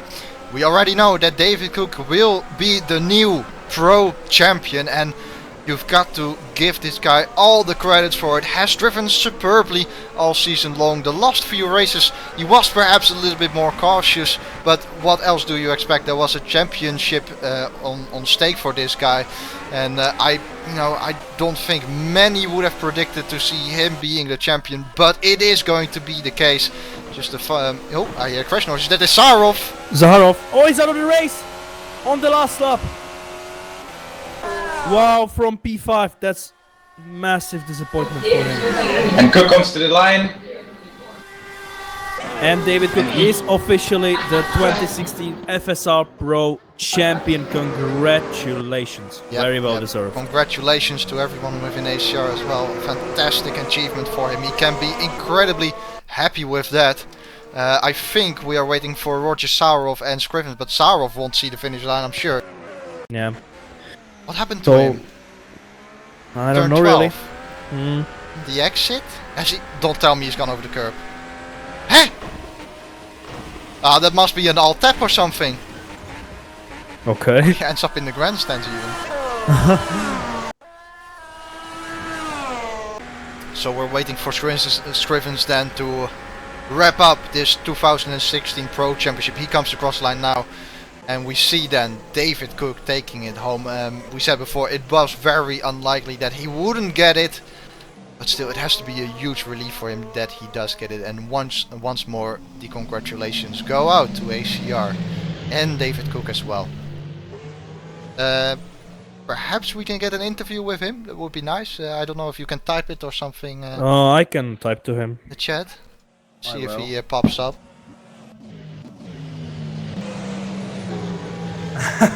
Okay, Felipe. You've done it for me, thank you.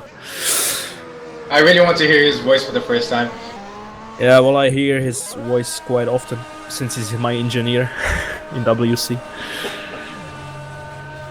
Yeah, Felipe, also congratulations to you obviously on a fantastic season. You can definitely be proud of your season, and I guess a bit unlucky. Thank you. Final race, but oh well.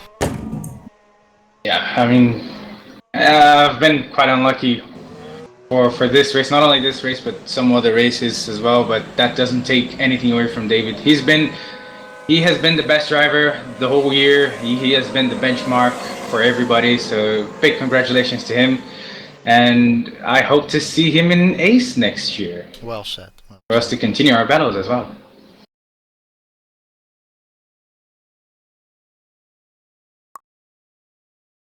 So we're waiting then for David Cook to come into our TS lobby. I'm sure as hell he will be delighted because you always have a bit of your butts squeezed together, so to say, in the final race like this. Yes, I know.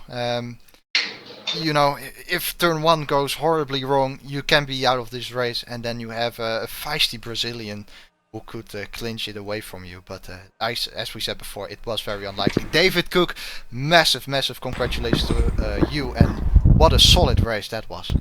Ahoy there! Yes, thanks a lot. That was a great race. Barbez pushed me a lot, and I really enjoyed it. Are you, by the way, in some kind of thunderstorm, or...?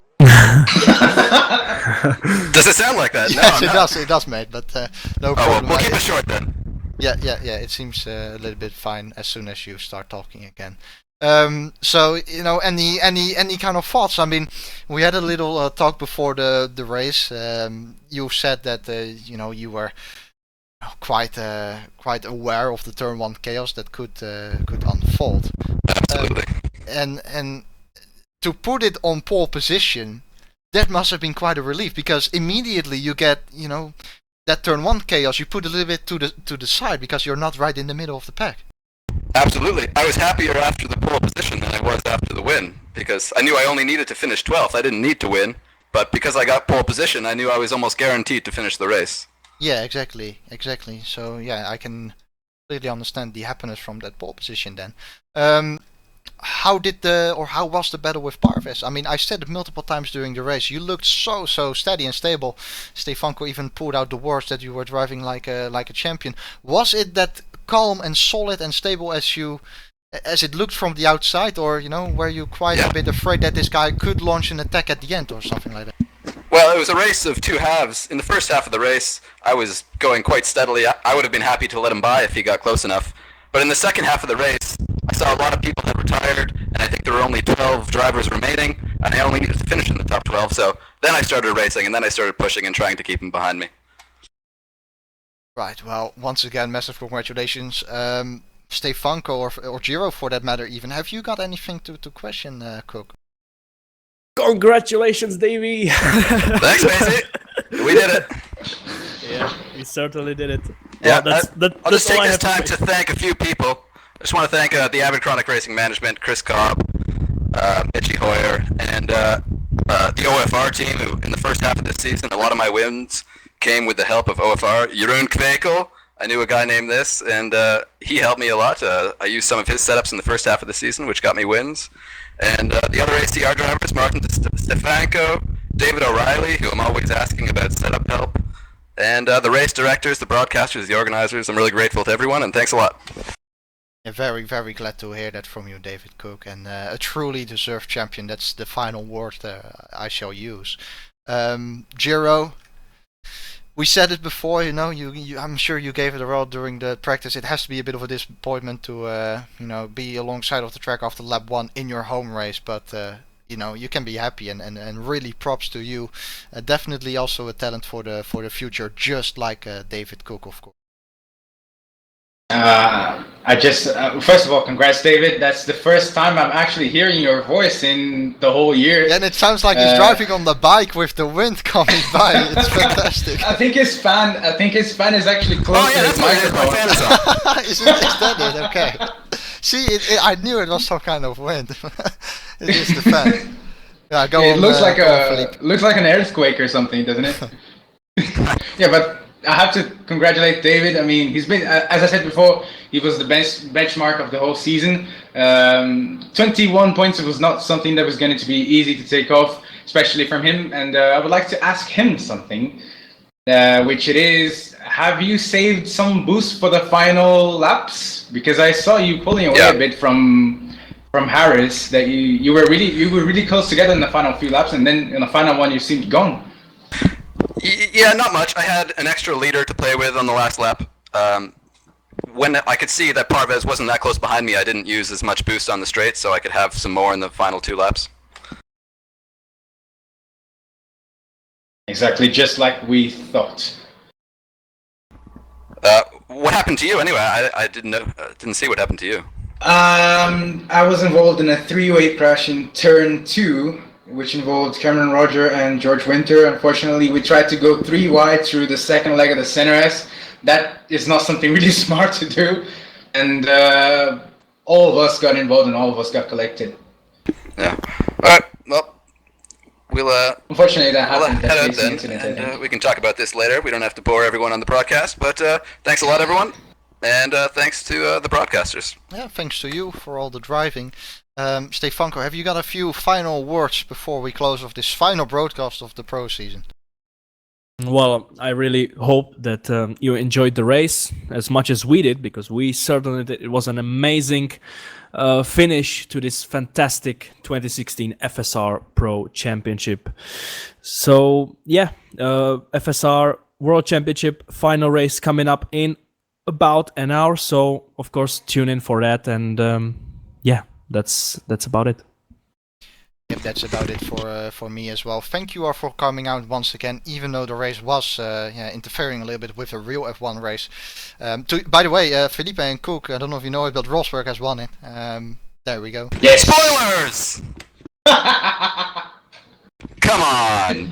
David didn't really want to know. Oh, okay. Well, he knows it right now anyway. We'll close off. We don't know how he won it. So there's. He drove in second, and that's it. So. I'm gonna assume this is a practical joke. Anyhow, those are the final couple of words for this broadcast. Thanks all for coming. Make sure to tune in for the World Championship in a few minutes time. That race will unfold in an hour, but qualifying is obviously earlier. Thank you all for coming and take care of yourselves. Goodbye everyone. Goodbye. User disconnected from your channel.